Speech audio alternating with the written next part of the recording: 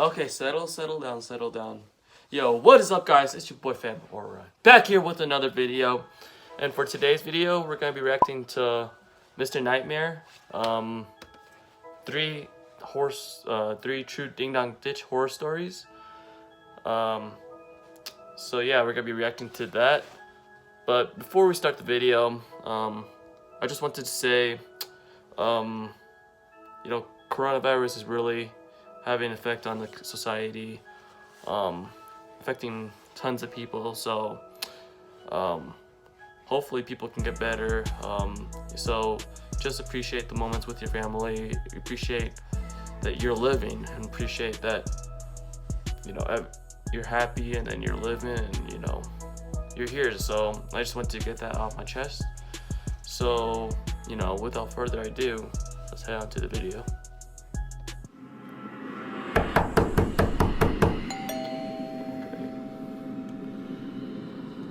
I love Mr. Nightmare videos. He never posts a lot.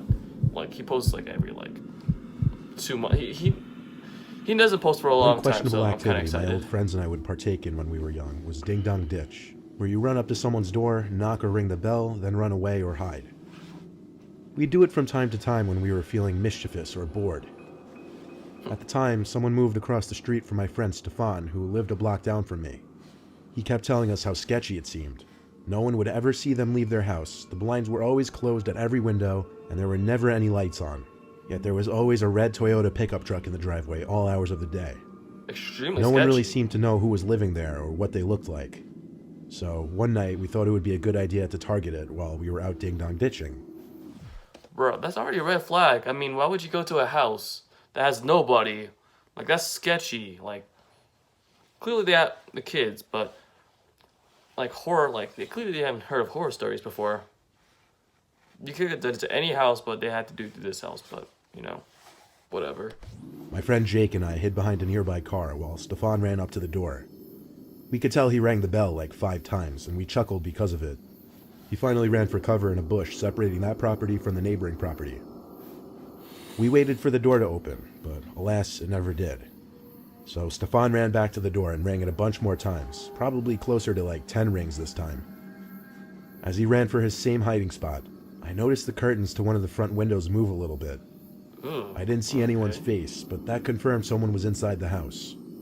The door never opened, but Jake and I were afraid to yell over to him not to do it again. Taking too long, bro. Stefan never looked over at us, so he never even gave us a chance to wave at him to stop there. He waited half a minute before going back to the door, but I swear before he could even ring the bell, the door pulled open, and all Jake and I saw was someone's arm reach out from the house to grab Stefan. What? He screamed a high-pitched scream like a girl. Jake and I looked at each other with horrified looks on our faces. Stefan managed to break free from the grip and continued screaming as he ran past us across the street to his house. The front door to the house slammed shut. No one came out chasing after us. We followed Stefan to his house, and as soon as we got inside, I told him that was a horrible idea. Now that person would know they were neighbors. But he said he didn't care. I would have ran by the time. He told his parents about it, who at first were mad at us, The curtains but sounded a moved. bit concerned after some explaining about the aggressive way the man inside the house tried pulling him in. Still, neither of his parents wanted to go knock on the door, considering we were ding-dong ditching after all. Jake went home. I stayed over Stefan's house to sleep over. His parents always complained about us being too loud after they went to sleep, so we hung out in his backyard. We were playing Pokemon on our DSs for a while and talked more about what happened across the street. He said he didn't see much of the man's face, and he was pretty well hidden behind the door, but he could tell it was a man by his veiny hands and strength. Oh. The man grabbed him by the collar of his shirt, so Stefan was able to free himself from the man's grip pretty easily. Dang, okay. At some point while in the yard, I remember hearing a thump kind of noise. But I didn't even feel like it was worth bringing up to Stefan. I just made a mental note of it, and maybe he did too, who knows. Eventually it got too chilly to sit outside anymore, and we were getting a little tired, so we went back inside. Okay. We noticed it was a lot chillier on the first floor than it had been before we went outside. Someone's in the house. Stefan realized why fairly quickly. The sliding dining room window was open all the way, and a breeze of cold air was pouring in. His parents definitely didn't open that. Something wasn't right. Yes, clearly something isn't right.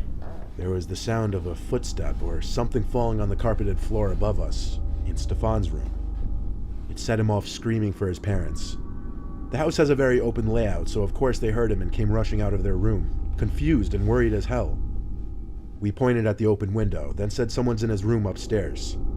His dad ran downstairs to grab the biggest kitchen knife they had and ran back upstairs as we all waited in fear for something to happen upstairs. His mom hugged us and tried to comfort us while she called the police. His dad's not gonna catch him. Stefan's dad started to scream. Let's be honest. Not like a scared scream or a scream out of pain, but more so an angry scream. We waited downstairs until the cops showed up, and they went up to Stefan's room. What actually happened is so disturbing. As anyone could guess, the break-in point was the window. Stefan's dad checked his son's room and heard something in the closet. Upon opening it, someone tried to lunge at him, but he immediately got one good stab in the person. What we found out minutes later was that it was the neighbor from across the street. That's why I love Mr. How we Nightmare, knew man. was because Stefan instantly recognized the white sleeves he was wearing and the scabs on his hand. The man was as scary looking as we imagined. Stefan's family got a restraining order against the man and refused to live across the street from him any longer. They moved within a few months to a house in the same town.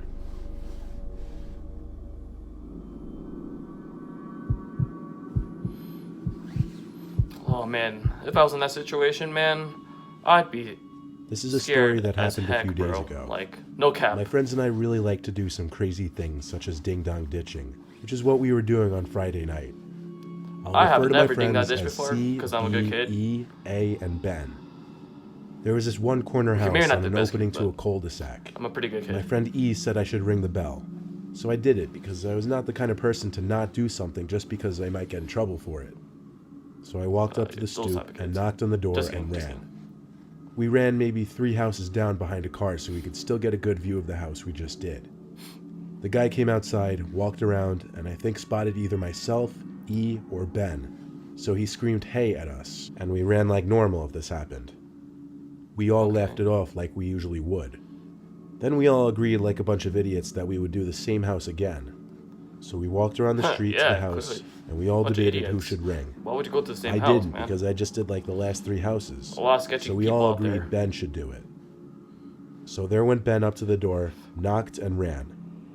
C, B, and A were on the corner of the street along with Ben after he rang, C, B, A. while me and E were behind a car right across the street from the house. Okay. It was Weird like he names, was waiting right at the door, because only about 5 seconds after Ben rang the bell, he came sprinting outside. He got to the bottom of his driveway and screamed, "Hey, come here. Come here now."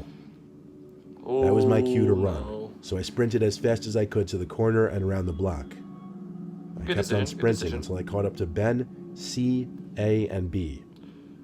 We had walked about the whole street gathering our Such thoughts weird when A names. pointed out that E was missing. It's probably We all just looked a at each other, obviously person- very worried for him. that person telling a story. We called him, and he picked So up it out was of like writing a breath and was story, demanding us to go writing back to the names, house probably because he didn't was know why. chasing him. Telling names. So we went about halfway down the street, still on the phone with E, and then he dropped the bomb. The man had a gun. We knew this because E said he heard the man scream, "I'm gonna blow your fucking brains out." I actually began to tear up, and we were all very worried for E. After about 5 minutes of E telling us to go back to the house, we made it to E's Okay. backyard and waited for E to make it back. Bro, We that's said scary. he was very bro. close, That is scary. so we walked out of the backyard, and there he was. Whoa, We all my hugged God. him, and were so grateful he Okay. was okay. Oh, wow. We all went to A's backyard afterwards. Bro, I'm to talk scared about for what them. happened.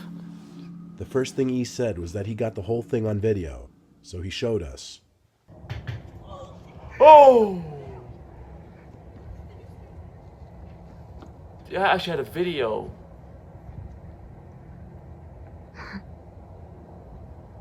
Hey, come here now.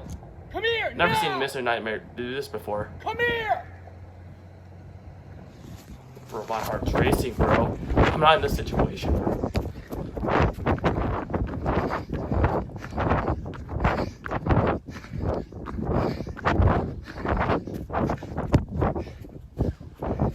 That's why I never do Ding Dong Ditch, guys.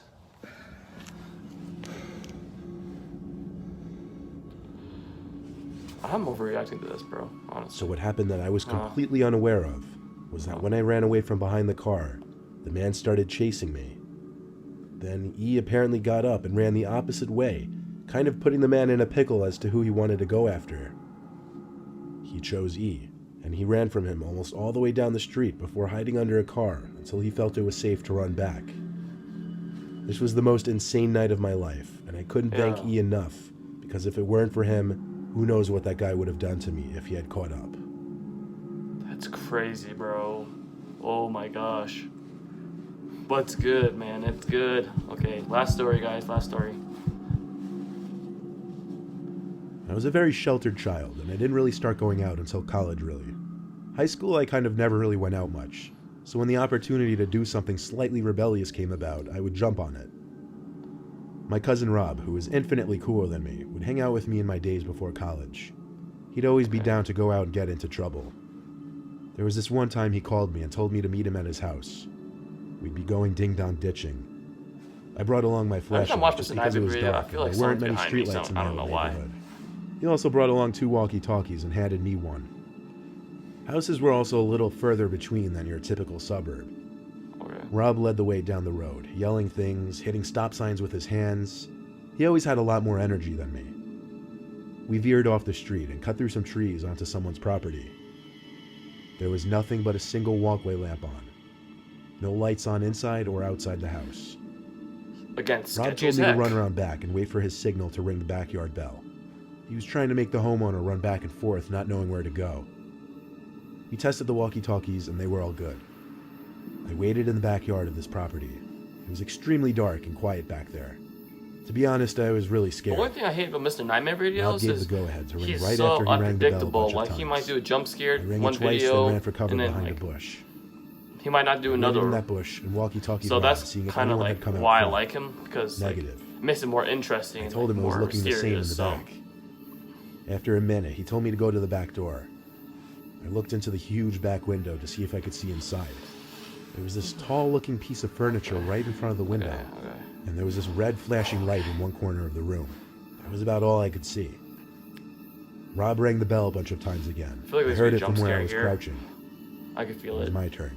I rang the bell a couple times, which, yes, had a different sound, so you could distinguish the two. I ran back to my bush and waited again. Rob said over the walkie-talkie that nothing was happening. It was the same on my end. Why wasn't anyone answering? But I did think I could see something moving from inside the window, though. Something small. I told Rob over the walkie-talkie. He said I should just check it out with It's my probably a flashlight. person So, trying to be cool, I did. kill you. I flicked on the light as I got closer to the back window, and when the light shone through the window, it revealed that tall object on the other side of the window wasn't a piece of furniture. It was some creepy-looking smiling man, and the thing I saw moving was his waving hand. He walked away from the window at an unsettlingly quick speed and arrived at the back door. He opened it and started approaching me with this horrific speed-walking kind of pace, as he was asking me to come inside. I dropped the walkie-talkie and screamed and ran for Rob. He met me in the front of the run house, or you get and we saw killed, the man bro. from the back quickly approaching the two of us in the same speed-walking pace. What made it even worse was he didn't say anything else. We ran back to Rob's house, whose parents were already asleep. We were catching our breath in his basement when the beep of the walkie-talkie went off.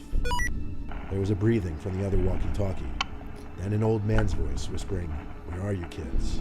I'm not You gonna couldn't hide, have I just wanna give even you brought your the walkie-talkie with you. You had to drop it. The fact that the frequency was reaching us in a basement meant he was close. That was the scariest part. We turned off the walkie-talkie out of fear and turned off all the lights. In case you're thinking this was some sweet, innocent man trying to be nice, there's no chance. He was No, I literally mean, it's chasing Mr. us, Nightmare. and he had Of this course, look I know. about him that screamed I know child it's not. predator. It's not a We nice were person, young, though. but we were definitely smart enough to realize he may have been after us because of our age. You should have We been never smart told our enough. parents, though, because they would have grounded us just for going out Sorry, ding-dong guys. ditching. You should have been smart enough to It not was even just a ding dong disturbing ditch. memory we'd have to deal with. We were lucky we got away okay, though.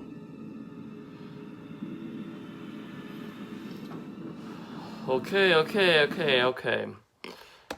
That was a good one by Mr. Nightmare, even though there were no ding dong, like, no. If you guys watch Mr. Nightmare a lot, he'll usually put like a jump scare in there, so like, out of nowhere, he'll just like put like a sound effect, and, like someone, I don't know. It's kind of hard to describe, but yeah, I think the second one's kind of scary because like they actually put in like a video, and like, wow, man, like if I was in that situation of any of these stories, I'd obviously shit my pants, but but that's besides the point. But yeah, but if you guys like this video, go smash that thumbs up button on the bottom and go subscribe and turn on post notifications so you guys never miss a video from me.